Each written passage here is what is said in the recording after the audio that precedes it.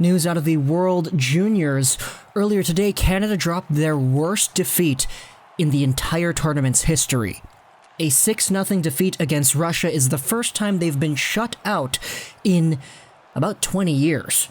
They've never lost by 6 goals before, and it just happened today. Afterwards, during the Russian National Anthem and the post-game ceremony, Canadian captain Barrett Hayton did not remove his helmet. Russian players were pretty upset. It started off with Russian captain Grigori Denisenko skating to center ice and telling the referees that the guy across in the other lane did not remove his helmet. Officials sent Denisenko back into the Russian line. When it was Denisenko's time to shake Hayton's hand in the handshake line, he refused. Instead, he pointed to his head, bringing attention to his helmet. The 3 Russian players after Denisenko then refused to shake Barrett Hayton's hand as well. In post-game comments, Denisenko wanted to refrain from talking about the Barrett Hayton incident, saying that it was something that the whole team didn't like, through a translator.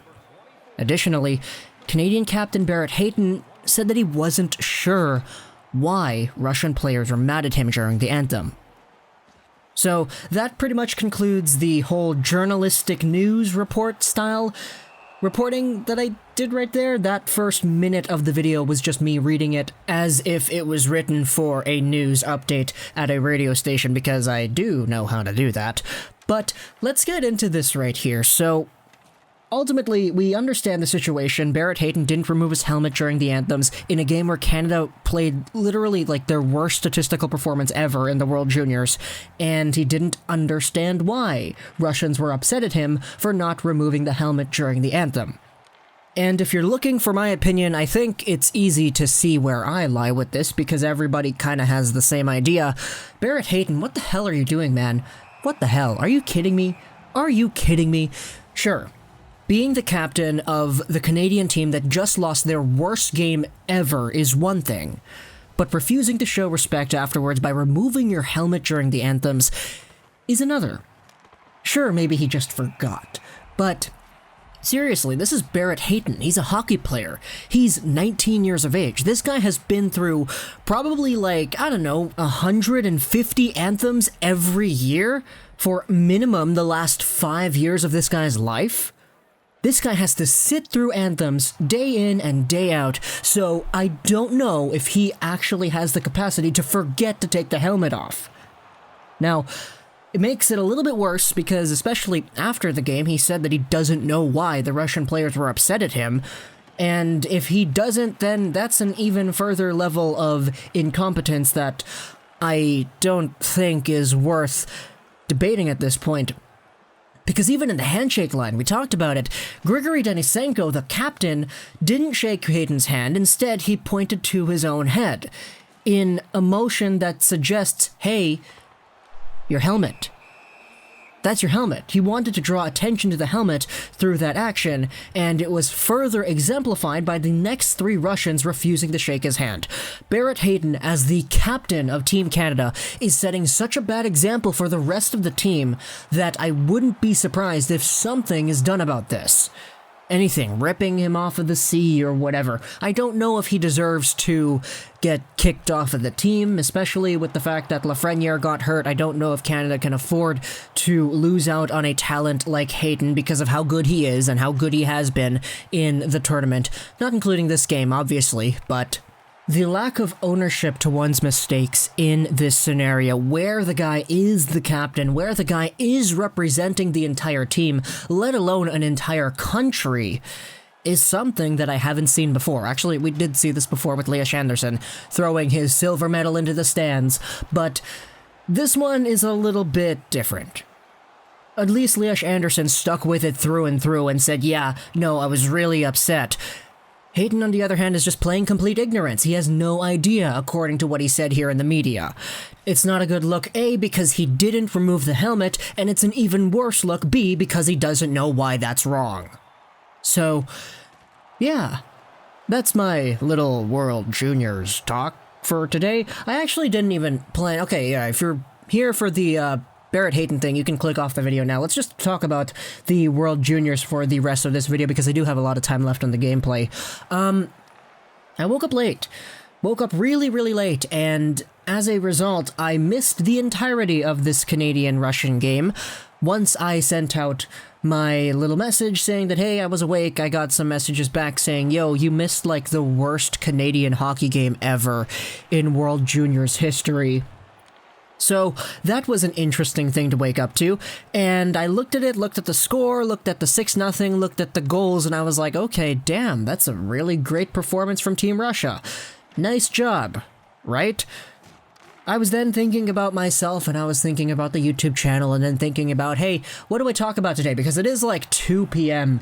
when I woke up, and I do still need to get a video out there. I can't wait until the end of the Canucks game later today, because I will be watching that, and there is no guarantee on the events that will be happening in that game to warrant creating a video about, because not everything that happens in Canuckland is something that I make a video about. Sometimes they just have really bad games where there is no story, and therefore I don't force something out.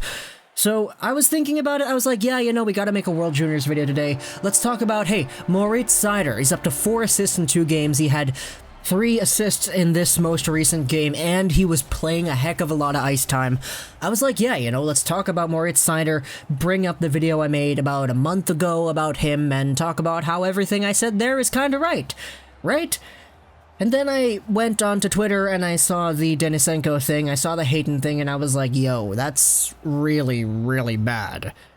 Seider's gonna have to wait for another day, I guess, because I guess this will be the only video we make on today, because it is kinda late already. It's like 3 p.m. now in the midst of recording this audio, and there is a whole bunch of stock for NHL games that I'm gonna have to be watching too, so obviously, you know, I said it before, it's going to be tough balancing out the video creating topics for the World Juniors and the NHL, especially with the fact that I do follow 3 NHL teams, and I do make videos around 3 NHL teams primarily, so yeah, you know, World Junior stuff is great.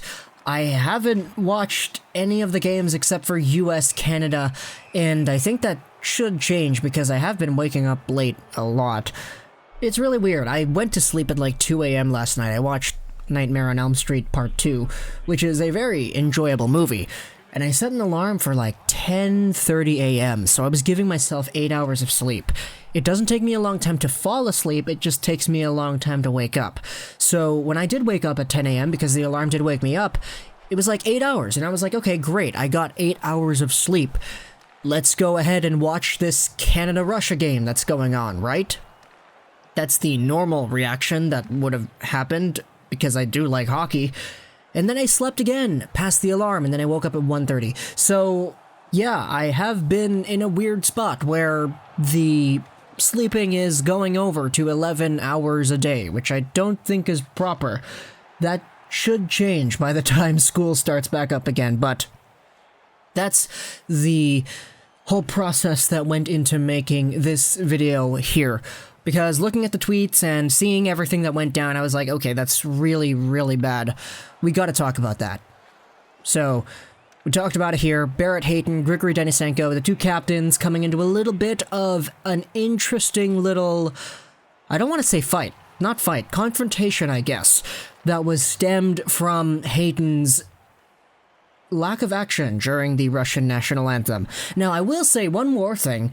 Grigori Denisenko did go over to the referees and tell them that Hayton didn't remove the helmet.